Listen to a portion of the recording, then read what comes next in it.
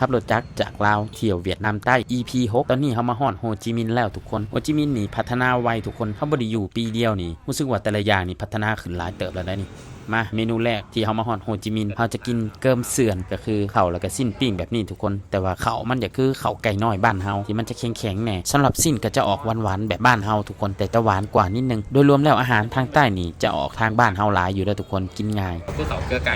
เขาหักมาเลยเขาไก่น้อยนะแซ่บอันนี้ในราคา 46,000 ดอกกับประมาณ 39,000 กีบนะประมาณ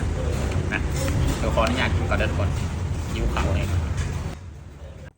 แวบมาเขาตัดภาพมาเป็นเศร้าเมื่อต่อมาทุกคนเมื่อวานนี้หลังจากเขาคิดแล้วมันเขาขี่รถเลาะในตัวเมืองโฮจิมินห์ขี่รถเลาะชมเมืองเนาะแล้วบังเอิญเขาเห็นมีผู้หญิงผู้ชายเพิ่นขี่รถเลาะนำก้นเขาเนาะแล้วเพิ่นก็ถ่ายรูปถ่ายวิดีโอเขาอยู่ตลอดยกโป้ใส่ว่าสั่นพอดีเขาก็เลยจอดลมน้ำเพิ่นนิดนึงเพิ่นบอกว่าเพิ่นเป็นคนนำเข้ารถรุ่นนี้อยู่เวียดนามเพิ่นเลยว่าอยากรู้จักเขาเพราะว่าเพิ่นเห็นเขาขี่รถนี่ลุยมาฮอดเวียดนามรู้สึกประทับใจเนาะที่ว่าเขาเป็นคนลาวเลยขี่ลุยมาฮอดเวียดนามเพิ่นเลยว่าขอเลี้ยงกาแฟเด้อมื้ออื่นแล้วก็เลยได้ลมกันแลกเปลี่ยนประสบการณ์ในการใส่รถเนาะทุกคนว่าเป็นไดครับลากทางไกลยาวๆมาขับแซ่มาหอบสูงๆความไวสูงๆสมรรถภาพของรถเป็นไดเนาะก็ได้แซ่ให้เพิ่นฟังหลังจากนั้นเขาก็ทำการเช็คระยะเปลี่ยนน้ำมันเครื่องเพิ่นก็บ่ได้คิดไรหยังเนาะทุกคนเปลี่ยนน้ำมันเครื่องให้ฟรีเลยเนาะใครอยากเจอประสบการณ์แบบนี้ต้องเลือกซอนเตสแล้วล่ะทุกคนขี่ไปใส่ก็มีไอ้น้องเด้อทุกคนอันนี้เป็นไอ้น้องซอนเตสเวียดนามขี่ไปไทยกับไอ้น้องทางไทยเนาะซอนเตสไทยแลนด์เฮ้นะมื้อนี้เอามากินเจเพราะนั่นละไงอันใจฮะเขาจะเป็นคนบ่ค่อยกินเจแต่ว่ามื้อนี้เขาสิกินเจน้ำแฟนเฮานี่แซ่บบ่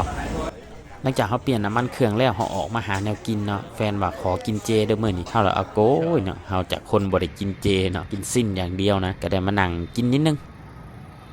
โฮจิมินห์เขาอยู่โฮจิมินห์ประมาณ7 มื้อทุกคนหลักๆกับมาเบิ่งเวียกแน่แล้วก็พักผ่อนเนาะเขาเลยบ่ค่อยได้ถ่ายหยังทุกคนตอนอยู่โฮจิมินห์แต่ว่าตอนเขาลงไปใต้แล้วกลับขึ้นมาจังหวะไปหลินแน่เนาะทุกคนอยู่ในโฮจิมินห์เขาก็มีแต่ไปกินไปย่างหลินพักผ่อนเด้อทุกคนตอนอยู่โฮจิมินห์หามื้อนี่อย่าว่าบ่ค่อยได้ถ่ายหยังเลยทุกคนเพราะว่าหลักๆก็แม่นคาเวียแล้วเขาก็มากินหอยกันทุกคนอันนี้เป็นห้านหอยดังจาก TikTok เด้อทุกคนแรงมาเขาก็มากินอาหารเกาหลีเนาะอยู่แถวเขาอยู่ตัวนี้เขตฟูมิฮึงตัวนี้จะเป็นปิ้งย่างส่วนผักแล้วก็เครื่องเคียงหมดนี่มันเอิ้นได้บ่จำกัดเด้อทุกคนแบบบุฟเฟ่ต์เด้อะไรนะมันต้องตะโกนไหมพี่ อะไรนะไฮบาโยไฮบ้าโย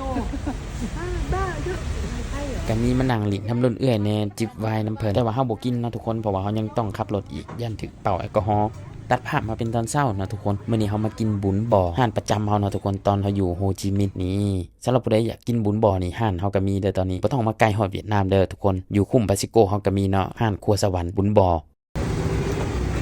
นะคนมาเวียดก็สิเคยกินเนาะแต่เพิ่งว่าหยอนะมันจะออกหวานๆนิดนึงแซ่บอันผู้ใดยังไม่เคยกินหรือว่ากินเคยกินแล้วเคยกินทอดรสชาติบุญบ่อเวียดนามอ่ะ